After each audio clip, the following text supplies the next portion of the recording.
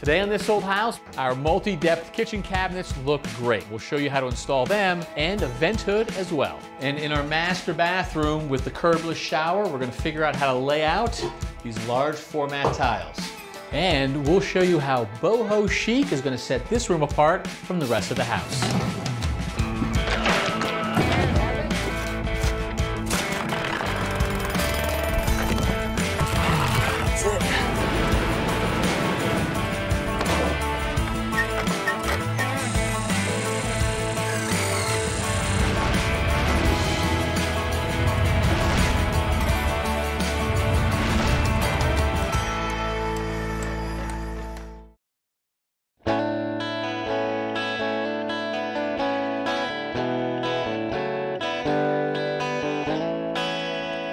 Hi there, I'm Kevin O'Connor and welcome back to This Old House and to our 1890s Victorian here in West Roxbury, where interior trim work is starting. There's a little bit of this and that.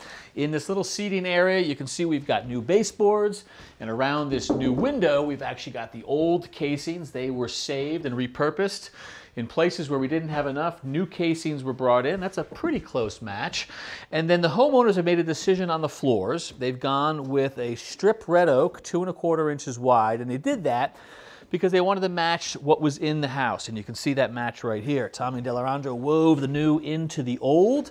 So the next step is to sand everything down, 3 coats of poly, and that's gonna happen as soon as we hang the kitchen cabinets. Hey, Delarandro. Hey, Kevin. Look at the progress. I love it. Cabinets going in. You got the bases set already. Yeah. Our island and some of the uppers in. Yeah, that's coming out really nice. Let me show you what we got over here. This is like a dark color cabinet. This is our tall cabinet. This is our starting point.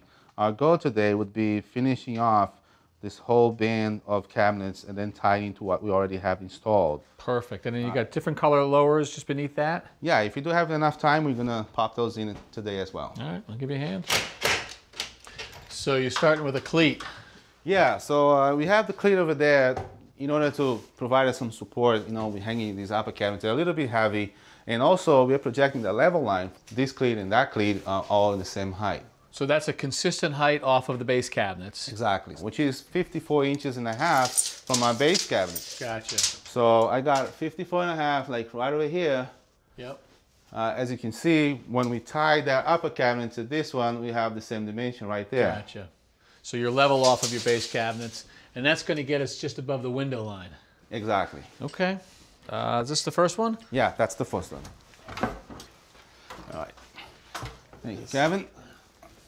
So we have a couple of spots that we're gonna have these puck lights over the window. So here there's a low voltage wire. I gotta put through. Got it over there? Yep. All right, so now we're gonna go up. There we go. Okay. I got it. Got it. Just grab my clamp and hold this in place. There we go. I bet you that's gonna be. Oh yeah, baby. There you go. So now that we have this clamp holding down the cabinet, I'm gonna screw down another one in the back.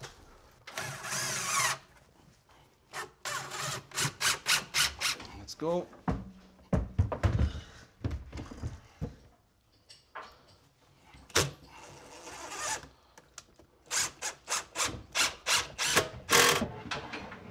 Good, you're on the cleat.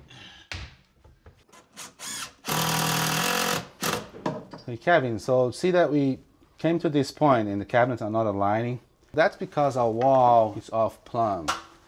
And for that, we need to adjust it a little bit by patting on the bottom of our cabinet. A little bit more.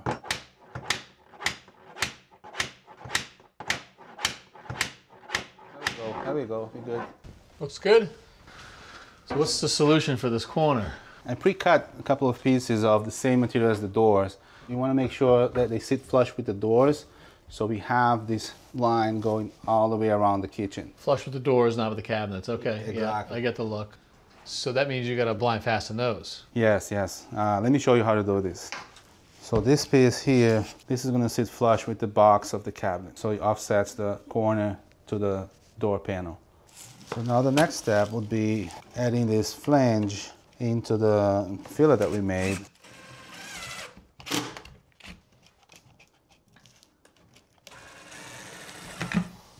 Once we have this flange set up, we can screw from the cabinet into the flange. Okay. This is gonna sit flush with our panels. All right, so here's our corner. You know, nice and flush with our door. Looks good. Get the big clamp in there. All right, so nice and flush over here. So once we tighten everything up, adjust our door, it will align perfectly. And these are shallower than the top ones there. Yes, they are.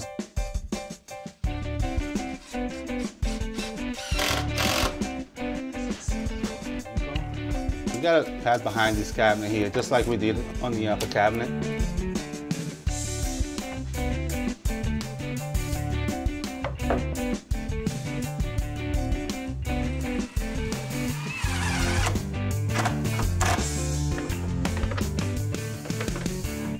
Right there. Yeah, I got a filler to put in there, 2 side panels, and a top trim board to put in there. I get the look though, right? So we've got the 2 tones with the dark wood, light wood, and then also the 2 planes, right? Where these are set back. This is a good modern look. Yeah, it looks beautiful. Nice job.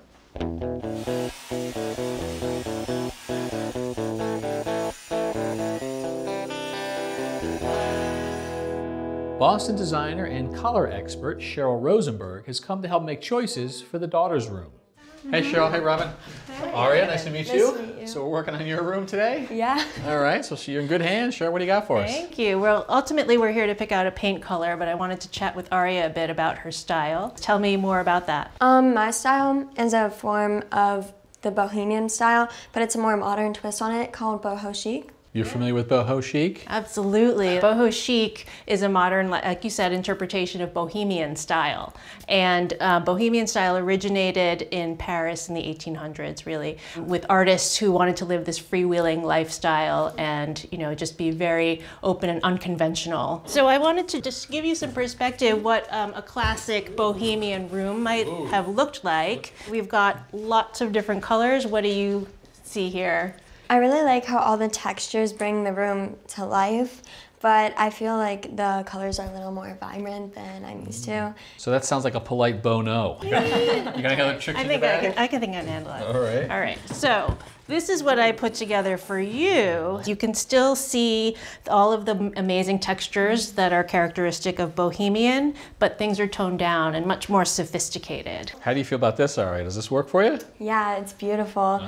I really like all the different tans and pinks and neutrals, how they go so well together with all like the greenery and the textures. And so we're not just working off a board, because I'm seeing things here, so you can actually lay hands on some of these choices. Right, because all of these things come from different cultures around the world, and you want to be able to touch them to really understand what goes into making a handcrafted piece like this. So Aria, Mom, seeing it, touching it, does this sort of scratch your boho itch? Definitely. And does it leave you in a position to start choosing a paint color? Yeah. Can we do that? Let's do it. All right. Always nice to have samples up on the wall. Yeah, I've got 5 different pinks up here for you to choose from. I've got this warm terracotta color, this romantic rose color, and a lavender that has a little bit of gray in it. And then we've got these 2 whites that are very warm, and then this one's got a cooler undertone. Anything jump out at you, Aria? I really like the gorgeous white because it adds such a happy, light kind of feel to the room, which I feel like is all about the boho chic style. And I feel like a cool thing to do would be an accent color of the dressy rose. She's throwing a curveball, Mom. She's already mixing it up. We good with an accent wall idea? Absolutely, I love it. All right, well that sounds like a boho go then. We're gonna hold you to that, Aria. Thank you, Cheryl. Great, thank you guys. Back in the 1890s, when this house was built, one of the things that people were attracted to was that they could have these beautiful features. A balustrade with this flare, things that used to be inaccessible to so many folks. A front door with a lot of panels, a center light, or a stained glass window in the foyer. Hey, Catherine. Hey, Kevin, how are you? Good to see you again. Good to see you. So, what do you think of our window? It's beautiful. It's a window that I see all over, and I always appreciate seeing them. And mechanically, what do you think? It's great. It's top notch, except for, do it again. Yep. That one's different because it has a break. It's hard to see because it's clear glass, but there's a break. You can fix that for I'm us. going to take it out and I'm going to fix it. I've scored it so any shellac or anything has been cut through. So see if you can pry it up now a little bit.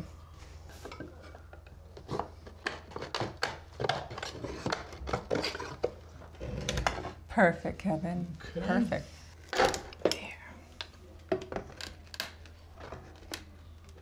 That's it. Oh, That's it. there it Yep, is. There it goes. Beautiful. And with it out, I can go fix it. All right, coming in. First thing I'm going to do is I'm going to cover up these cut pieces because I don't want to get cut when I take it out the whole way. Because I will be banging a little bit to get this glazing out. The glazing is the bit that holds it in right here. Yep. Sometimes it just comes right out. Sometimes it does, and that's very nice, but other times it doesn't. So I will use my utility blade and just go along. Catherine, you said you see these all the time. We do too in these old houses, and you know, they all look the same. Yeah, they're uniform because they were mass produced. Have a look at this catalog. Oh, look at that. That's terrific. It's from the turn of the century. So where's this catalog from? This one's from Missouri. And so you could just order what you need. So you can get a double hung with some diamond patterns. And is this ours right here? That's our very window right there. Square with the lights all the way around, a center light. What would that cost? Back in the day, that would have cost $3. I got $3 for you. And in today's dollars, what do you think? You need 90 today. Oh, not bad. Just order it up. Just order it up. They would have put what you ordered on a train. It would have come to the station, and it would probably come rolling right up that street by horse and buggy when it arrived. The Industrial Revolution gave people access to things they never had access to before. Only other place you would have seen this kind of color was in a church, and now it's in your home. There she comes. There it is. What I want to do now is I'm just going to hit this rabbit with a mixture of linseed oil and mineral spirits. The wood's going to suck up this oil. Yep. The mineral spirits are evaporating, so it's getting the oil into the wood, and then the part we don't need is quickly leaving. So here's the piece of glass that I took out, so it'll be an exact fit.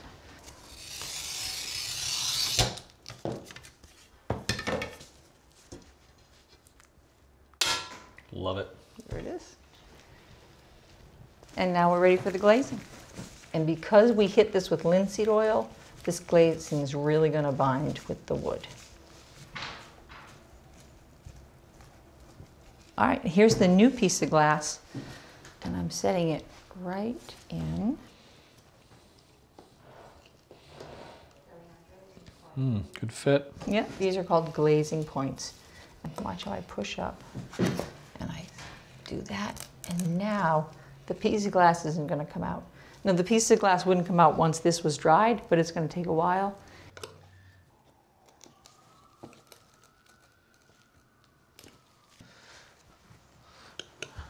I'm going to push this in, just like that.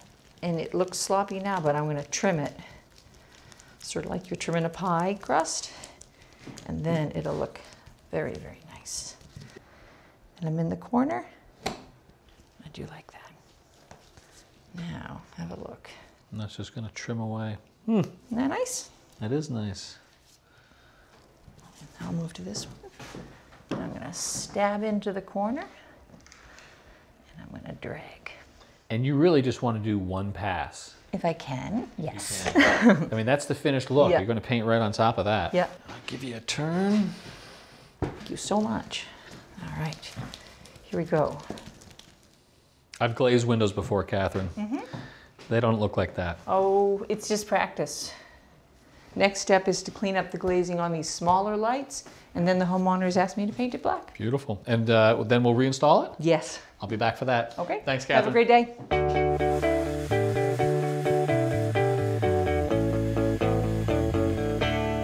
Last week, our Tyler Gabriel showed us how to waterproof the master bathroom with a curbless shower and a bench. And today, it's time to start laying the floor tile. Hey, Gabriel. Hey, Kevin. Ooh, we made some progress here in the shower. Nice. Yes, we did. Got the wall tiles up. That's right. So here, Kevin, we have the 3D wavy tile, the shower in here. Nice. And this is, we got the smooth. We lay it on the horizontally. Right, and then you've got the smooth on the opposing wall here too. That's right. Beautiful little niche. And oh, you even got the bench done for us. That's right. Okay, so we got to start thinking about the floor tile layout. That's right, Kevin. Option 1 is to start the tile where the pitch is going to be, and also Pitch change right there. that's right, and also where the glass door is going to be. So we're having the ground line right center with the glass. Okay, kind of makes sense to have it at the door and where the pitch changes. Exactly. But let me show you why I don't like it this way. Because starting full tile here, see where it ends? Right to the center of the drain. Yeah, it doesn't look so good. No. So let me show the option 2. So you want this one right here? Yes, so the homeowner, he wants a full tile center at the door, and start against the wall. Okay, so against the wall centered here, That's which right. means everything else kind of lays out accordingly. That's right. Your thoughts? So if you look, Kevin, we have a full tile, and the cut. I can tell already you don't like it. Yes, so because when you look inside the shower, Kevin, the tile is not going to be symmetrical. All right, so it's 2 out? Yes, so let me show the option 3. Okay, I really like this option. that's good to hear. All right. So the homeowner gets his tile center at the door. Yeah. So now we have a cut, a full tile, and a cut. And that center tile, that's centered now on the shower? Exactly. So if you look, this tile, it is symmetrical with the shower. Okay. So to do that, we cut the tile about 2 inches, and we're going to put a marble threshold. This comes off threshold right here. That's right. And you like, Yeah, I like, because as soon as I see it, it looks like that's the way it's supposed to be. that's right. So this is our linear drain. It's designed to have tile in. Oh, yeah. So when you put it in, all you see is a grout line. Right, so you just have 3 cut pieces in there. That's right. So I cut 3 pieces to line up with the grout line. And now in terms of that corner, I mean, we've actually got multiple pitches here. That's right. So we got to pitch this way, and this way. So multiple pieces. So that takes care of your right to left pitch. That's right. And then along the back. So we have this piece. Oh, check that out. So your vein just lined up. Exactly. That is nice. Okay. So next steps for you? So I'm gonna finish lay the entire room, make all my cuts, and I'm gonna start removing things set, and it'll be ready for grout. A lot of work, a lot of thinking, but it's going to look great. Thank you. All right, thanks. All right. Leandro, I'll give you a hand with that. All right, Kevin. So we got this vent hood. We gotta get it vented to the outside. So we have that straight piece of ductwork. It's gonna go over here. From the motor up through the top of the cabinet. From the motor up. And then I got this 90 degrees that's gonna go from the top of the cabinets to the back wall, which is a closet that we have in the back. Okay. All right, let me show you the route to the outside. All right, Kevin. So this is the closet behind the kitchen. Boy, closets are nice in this situation, right? Yeah, exactly. So I drilled a pilot hole while I was up there. So I got this elbow that comes off from the kitchen Nice. towards the left. The good thing about this, it's a very short run. It's inside a closet. Homeowners will never see that once we box it out. Let me show you the outside. All right, Kevin, this is the kitchen wall right over here. So kitchen will be on that side. That's where the hood is installed. And this is the office space where the closet is. Ductwork should be coming right around this area over here. Okay. All right, so we need to drill a pilot hole. Let's do that. All right, Kevin, here's the 6-inch ductwork that we have. Yeah. So we need to be 2 inches off the ceiling. So I got my 5-inch mark right over here. Center 3 plus 2, I got that. Yeah, and then 3.5 inches from the back wall where we saw kitchen. All right, thank you.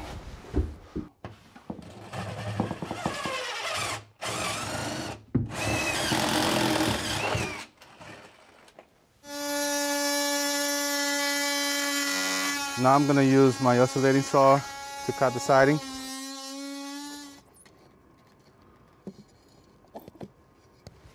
I'm gonna slide this Z flasher in. Now I'm gonna caulk around 3 sides, and I'm gonna leave the bottom open so it can drain out if the water gets behind it.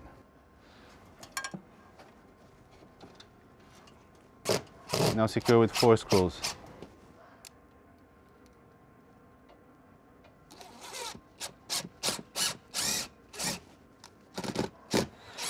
I've got a center mark so I can drill through my blocking and the siding wall.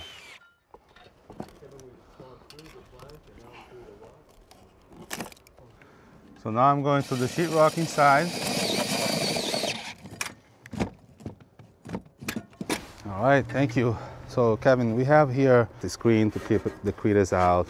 Here's the louver to keep the air out. So closed when it's off, and it'll just pop open when it's running. Exactly. So, and then we have attached this 12-inch piece, this neck that we can go through the wall and attach it on the inside. Perfect.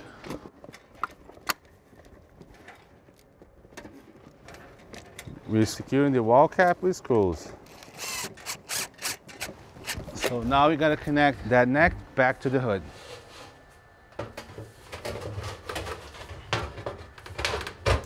Last piece is in. Okay. Wanna give it a shot? Sure. A couple different settings. Yeah. That cranks. It's really powerful, huh? 600 CFM. So as you know, anything over 400 CFM, it requires a makeup air vent for it, you know? Makeup air is important, right? Because these things can pull so much air out of the house that you can start pulling flue gases from a chimney or extinguish a pilot light. So if this is on, we want air coming in from somewhere else. Yeah, exactly. And for that, we got a HVAC guy who's going to be doing all the installation in the basement for us. So awesome. He's going to be adding that makeup air for us. All right, so let me just see what it does on crank mode. All right, let's give it a shot. That'll do it, right? Yeah, it really does. It's quite powerful. Nice job, Alejandro. All right, thank you. Oh, there it is. Here it is, May I have a Ken. look? Please do. So what all did you have to do to it? I ended up reglazing the whole darn thing, painting it black, and then, of course, replace that. Beautiful. All right, ready to go in? It's ready to go in. Okay. Black side out to match the rest of the trim. Okay, and There get it the stops goes. in. Yeah. Here's the first one. And it's going to plop right Still have the in there. nails and everything. That's it. Good for you. Good to go. Get that. Let me have a look at it. That's awesome. Cannot thank you enough for that help, Catherine. My pleasure, Kevin. All right, well, the finishing touches are starting to come into this house, and there are plenty more to come. So until next time, I'm Kevin O'Connor for This Old House here in West Roxbury. Next time on This Old House, These doors open and close perfectly, and the gaps are consistent. And we'll show you how we did it. What you're looking at here is a 2D top view of the countertops and the backsplash. And we're gonna try and match up the veins on either side so that we get a consistent flow. and we'll make our brand new windows match our original 1890s window trim.